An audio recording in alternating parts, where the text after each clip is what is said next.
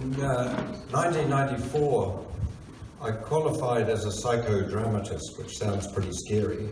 It took me about 10 years to get this, and soon after qualifying, I was offered a position, a full-time position as a psychodramatist at Queenberry Hospital in Hanmer Springs. Some of you may have been there even for some time. Unfortunately, it's closed now, so you just have to, if it's still a problem, you'll have to work it out yourself. Anyhow, up until that time, they'd only had part-time people doing part-time psychodrama. It was a fundamental part of the treatment. When I went there, they showed me the room, and it was quite a large room, probably about as long as this room is wide, and there, and around the walls, the jib had lots of plaster on it. Like, you know, there was sort of, it looked like they were renovating or redecorating. And in fact, I said to the person, "Are you redecorating this room?" I thought, you know, for my arrival, that was quite important. They said, no, it's nothing like that. People who come to this group, they sometimes get really angry and upset. And that's where they've punched holes in the wall. And we plaster over it, but we don't paint, because otherwise we'd be forever painting. So we just plaster up the holes and get on with it. Whew. I thought my training was nothing like that. And when I started working, sure enough, people did get very upset, and they punched the walls, they stormed out, slammed the door, did things like that. One day somebody even punched the window out, which, as you know, shattering glass causes everybody to get very upset. So that day we cancelled the rest of the work. But after I'd been working there for a few months, people didn't storm out and punch the walls and things. Because what I worked out was that when people got emotional, what I did next made all the difference as to whether they would calm down and get on with the work they needed to do, or whether they would disappear and run away. And it's that I would like to share with you tonight, just a couple of the things that I learned that made all the difference. Now, in your work, there is a lot of emotion. It's not quite as dramatic as I probably was dealing with, but there's a lot of emotion. And for you to realize that what you do next when emotion is present makes all the difference. And if you can get hold of this idea, you can make quite a difference to yourself, to the people you work with, and to your business. So, tonight, really, there's one thing that I want you to get, and it's this: that you can learn to manage emotions no matter what they are. And it's the good thing, this is the whole area of emotional intelligence, EQ or EI as some people will use, but this is the area that we're going to work in. What I'd like to do tonight is we'll have a look first of all at some of the problems that emotions cause, and you know, why they become a problem at work and why they continue to be a problem. And then we'll have a look at some of these solutions, and I might even give more than 3 things that you could do and that would make a difference to you. And then we'll have a look at some of the benefits and how you can continue to grow yourself. Obviously, already you've worked out an ability to work with difficult people. I mean, you're all here, you're all alive. Some of you, I noticed, have got a few injuries, but mostly you've got through life already. But so this is really, I'm interested in building on what you've already learned. So let's just think, to begin with, I know that you are keen to have an interactive session. And so I'll make this as interactive as possible without doing a deep psychodrama or anything like that, but just a few things. But think for a moment of the challenging moments that you come across in your work. What are the things that people say to you and do that are tricky? Even though we've got a short amount of time, whoops, and I'm about to fall over. You were really worried, weren't you? Thank you. First of all, just have a very brief chat to the person next to you or people at your table. What are some of the difficult things that people say in your workplace, say or do, that sort of have got some emotion involved in them? So just so you're going to interact with each other first. Just say some things. Let's just hear what some of the things that you encounter in your work. What are some of the things you've been talking about? Just call them out and hear them at random. Yes? Not being valued. Not being valued. Yeah. Everybody, the whole table. Cool. Something else? Passive aggressive. Some kind of passive aggressive behaviour? Yep. Blaming? Blaming others? Yeah, there's a few nodding there. One team member criticising another team member. Criticising team members, criticising each other? Yep. I usually get, because you don't really understand the issues, do you? Right. Yep. Other people too? People telling you what they think you want to hear rather than So they're not really saying what the truth is, but trying to somehow placate you or pull the wool over your eyes or whatever it might be, for whatever reason. All the workshops, I run these workshops, they're usually just 2 half days, and right at the beginning I want to work with people about what are the things that really affect them, and then I tailor the presentation. And I've collected up these things over the years, and a couple of years ago when I was developing an online version of this program, I got a student to analyse what were all these things that I'd recorded on flip charts. And we had about 14 pages of lines like this. And she came up with these things. So there was intimidating behaviour. They don't accept the outcomes of what I'm saying. They play victim. They manipulate. They try to make excuses. They claim they're right. There are personal attacks. They're going off the track. So she kind of summarised them, but there were a huge number of ways that these things got expressed. And so being able to respond to these and realise that people, why do people do this? Why do they say these things and attack you or blame you or criticise or undervalue you, the whole bit. And all of it, of course, contributes to rocky relationships. And mostly, you think if this project went smoothly, how would it go? Instead, a lot of the work that you do, it ends up as rocky relationships, or the rocky relationships get in the way. There was a group I was working with, a project team that were building a road between 2 places close by here in Wellington. And before they started this project, the project manager asked me to come in and facilitate a meeting. There were about 30 or 40 people there, from the contractors to the people who were designing it, and funders and all kinds.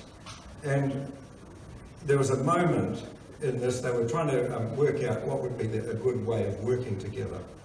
And it was all sort of looked quite smooth until somebody said, yeah, well, that's the trouble with engineers. And it was kind of a throwaway line, And so it was in that moment, a statement like that has got a lot of feeling in it, even though it was sort of a little bit ha-ha. But it's those moments, it's about picking up on those. Once we brought that out and they were actually able to say what their problem with engineers, and then the engineers were able to say what their problem was with the contractors, what they feared most, because it wasn't actually, they hadn't actually worked together. And a lot of it is based on fear that people have of what terrible thing's going to happen. Anyhow, it's about sorting out these rocky relationships. So, that's the first sort of area of what people say and do. Now, why is this a problem? Well, one of the interesting things about feelings is that they are, you might almost think of them as contagious. That feelings, we pick up feelings so easily. Just have a look at these series of slides here and notice in yourself what feelings are generated.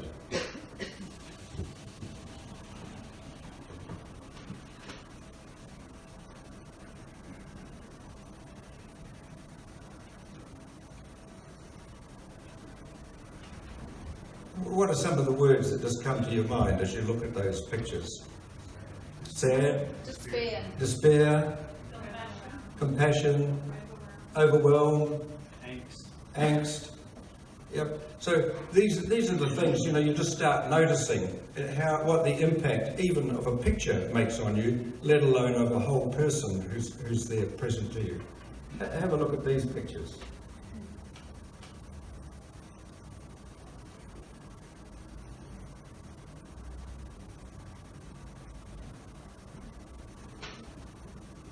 What are the words that come with those? Happy, joy, carefree. Teeth. There were a lot of teeth there, weren't there? Yeah. So it's just, first of all, noticing that we are affected by feelings. Not only is it the other person's feelings, the ones who's blaming you or undervaluing you or whatever it is that they're saying that causes problem, but that you are affected as well. And this is part of the problem. When we're looking at the other person is one thing and saying, you know, the problem with him is he's like this, but a lot is not dealing with what happens with you. And where do we learn how to deal with our feelings? Well, this hopefully is not the case for everybody, but in some form or another, we are affected by the way we're brought up, what we experience as children. I certainly know for myself, as we were chatting about this earlier, you know, I grew up in a big family in the 50s and 60s, and it was okay for Mum and Dad to get angry, and when they got angry, it was usually the half brush that we got whacked with. And so for me, my experience of anger is always associated with some kind of physical pain, as opposed to actually just being a feeling. Well, one of the things about feelings is that they are of themselves neither good nor bad. Most of us actually would think some feelings are good and some are bad. I mean, we certainly enjoy some things, feeling happy, joyful, all those words that came up with the second set of pictures. And we're not so keen on sad, despairing, unhappy, angry. Some of those things we think is bad. But as feelings, there's neither good nor bad feelings. There are only good or bad actions that come from them. And this is one of the things to realise. But it's quite hard to get hold of. And instead, when we have an experience of being undervalued or put down or cheated on or told, you know, some kind of a lie, it actually activates a lot of the early memories that we've got in life. And these memories come back to us, and it's as if we are back, you know, as somehow powerless or despairing ourselves. Now there are lots of ways, and the good news is that all of this is fixable. Even, I mean, my work at Queen Mary Hospital, working with alcoholics and drug addicts, they had, their history was often terrible, and the things that happened to them as children triggered their drinking and drugging. And so my work particularly was focused on redoing those scenes so that they didn't have the same triggers. But for all of us, life actually is a process of healing. And just having good relationships, good social interaction with people, but also particularly good, intimate, long-term relationships, ideally are about healing some of these things so that we can trust people, we can talk about what did happen or what's affecting us now. Not everybody can get that, not every, and quite a lot of issues you can't just deal with in your relationship, partly because the other person's also going through it. And this is why counselling and therapy is such a very useful thing. And I highly recommend it to people because, you know, if you twist your ankle, most people don't have any hesitation going to a physiotherapist and getting treatment and that kind of thing, even though you could potentially fix your ankle yourself, although some it might mean leaving your leg up for a long time, but it's better to get somebody to help you. But we do in our society quite a lot put, you know, there's sort of like, to say you're going to a counsellor can often be really bad, you know, there must be something terribly wrong with you. But actually, this is just a very healthy way of developing emotional intelligence, healing some of these early wounds that occur. Anyhow, we won't go into that too much, that's just something that's sort of around this. But in terms of, you know, one of the reasons why workplaces keep having difficulties is partly because of the way we deal with this, and even a lot of the training that's done. Daniel Goleman, who wrote the book Emotional Intelligence, came out in the 90s, still highly relevant and one that I use a lot. He has said this about most training. This is training about emotional intelligence, that it's not an academic subject. You can think of training in 3 levels. There's learning about something, which is really much more the academic. You can learn the skills how to do something, and the 3rd level is you can learn how to be something. So you want to be a leader, you can learn about what does a leader require, what are the attributes. That's all very fine. You can learn how to actually do some of the things that leaders do, but really what you're looking for is how to be a leader. And the same with, I mean, in a sense, a good emotion, somebody with high emotional intelligence is a leader, no matter what their position is. And I'm particularly interested in those top 2, the skills and how to be in the world with other people when they're emotional. So, what he says is, what's needed is an entirely new way.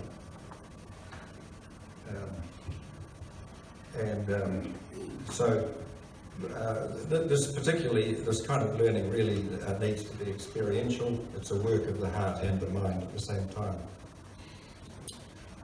So, that's kind of the problems that we've got. Where emotions, you know, that these difficult moments are full of emotion. Our emotions, they're contagious. We pick them up, we feel them, and then how can we really learn to do emotions differently? What I want to look at now with you is what are some of the solutions? What can you do about this? And what can you learn even tonight, and so that you can do something differently that will make your work with emotional or difficult people a lot easier.